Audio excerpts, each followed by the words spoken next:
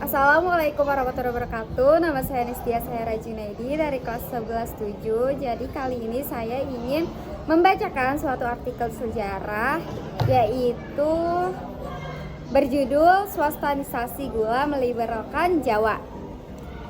Para petani, warga-warga desa, dan masyarakat adat di berbagai wilayah menghadapi persoalan dengan masuknya perusahaan-perusahaan besar ke wilayah mereka.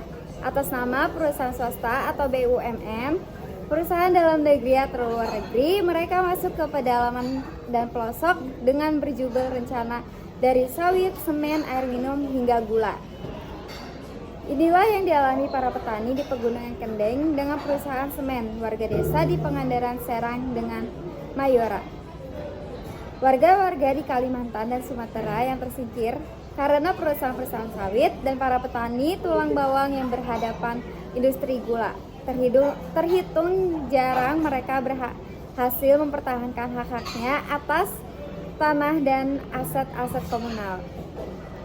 Sekitar 150 tahun yang lalu, eyang buyut mereka sudah lebih dulu mengalami pengalaman serupa. Tidak sama persis, tapi mereka juga menghadapi perusahaan-perusahaan swasta yang datang menyodorkan bujuk rayu modal. Saat itu para eyang buyut pun tak bisa menampik. Semua ini terjadi pada rezim yang berbeda. Dulu terjadi pada masa kekuasaan kolonial, kini tentu saja berlangsung di bawah bendera pemerintahan Republik Indonesia.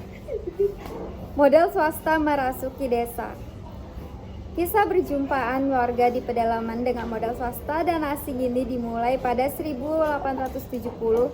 Pada tahun itu muncul Undang-Undang Gula atau Sukerwet dan Undang-Undang Agraria atau Agariswet. Undang-Undang Agraria merupakan terobosan hukum yang sangat penting sekaligus mendasar di tanah jajahan di satu sisi. Undang-undang ini memberikan kepastian hukum bahwa hanya kaum Bumiputra saja yang berhak memiliki tanah di Hindia Belanda. Dengan demikian, menjadi terlarang orang asing memiliki tanah di negeri jajahan.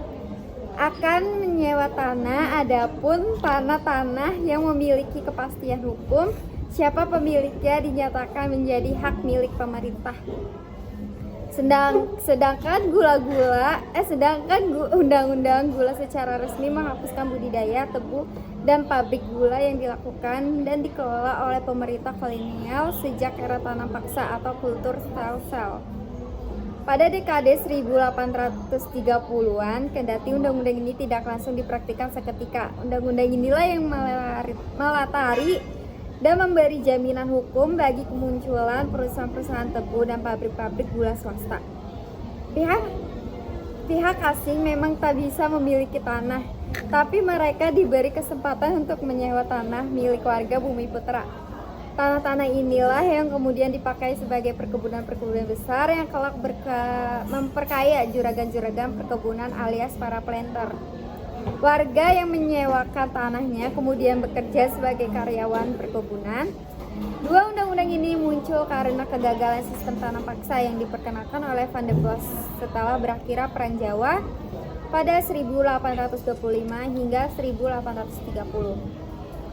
Sistem ini memaksa rakyat Bumiputra untuk menanam komoditas tertentu yang diminati pasar global, dari teh, kopi, tebu, dan nila, dan menjualnya hanya kepada pemerintah dengan harga yang sudah ditentukan. Sistem ini dengan cepat memulihkan keuangan pemerintah kolonial yang porak-poranda karena pelbagai peperangan dengan para pengusaha Jawa. Dari menyingkirkan Hamengkubuwana II hingga membereskan perwanan Diponegoro. Dari 1831 hingga 1877, pemerintah Belanda menerima keuntungan hampir 832 juta floris. Surplus itu sayangnya nyaris tidak digunakan untuk memperbaiki kehidupan rakyat. Mereka diperas tenaganya oleh keharusan menanam komoditas tertentu, menyetorkan hasilnya, dan tetap dipungut biaya. Kesuburan tanah menjadi terganggu sehingga di budidaya padi pun mengalami keperosotan hingga menimbulkan kemiskinan dan kelaparan akut. Pada akhirnya keuntungan kolonial berkurang karena adanya kerja para petani sudah merosot dan sendi-sendi kehidupan petani hancur. Undang-undang agraria dan undang-undang gula pada dasarnya mengakhiri monopoli negara. Dalam hal ini, pemerintah kolonial dalam pertanian dan perkebunan rakyat. Dua undang-undang ini menjadi bentang bel yang mengawali zaman baru yang dibayangkan oleh kaum progresif di Belanda, bahkan memberikan kemakmuran bagi Belanda sekaligus kesejahteraan bagi rakyat bumi putra. Inilah masa ketika rakyat tidak lagi dipaksa menanam komoditas tertentu, tapi secara perlahan juga kehilangan akses dan faktor produksi yang paling penting, yaitu tanah, dan membuat mereka menjadi buruh di tanahnya sendiri. Inilah zaman liberal itu, inilah yang banjir bandang modal pertama dalam sejarah Indonesia.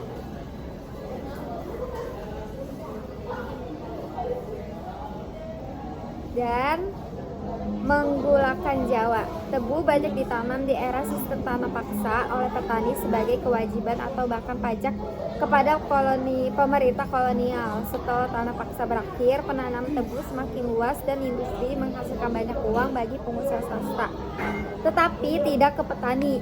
Di masa tanah paksa, gula sebenarnya sudah menjadi salah satu komoditas penting.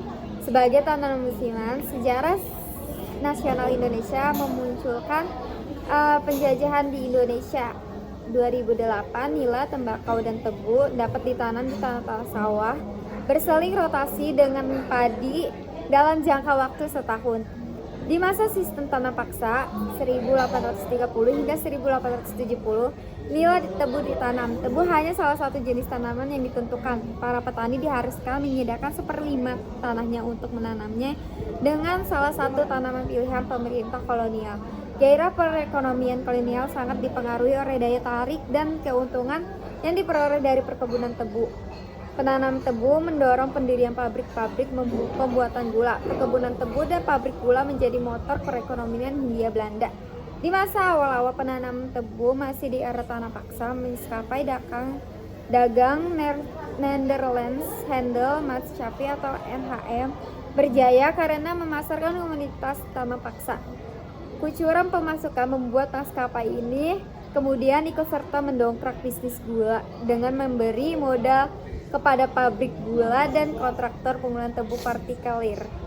Menurut Ferry Wijaya Masyar, dalam perkreditan atau bank, lembaga-lembaga keuangan kita 1991 bersama De Javac Bank, NHM menjadi maskapai pemberi kredit di Hindia Belanda antara kurun waktu 1850 hingga 1860 saat sistem tanah paksa masih berlangsung.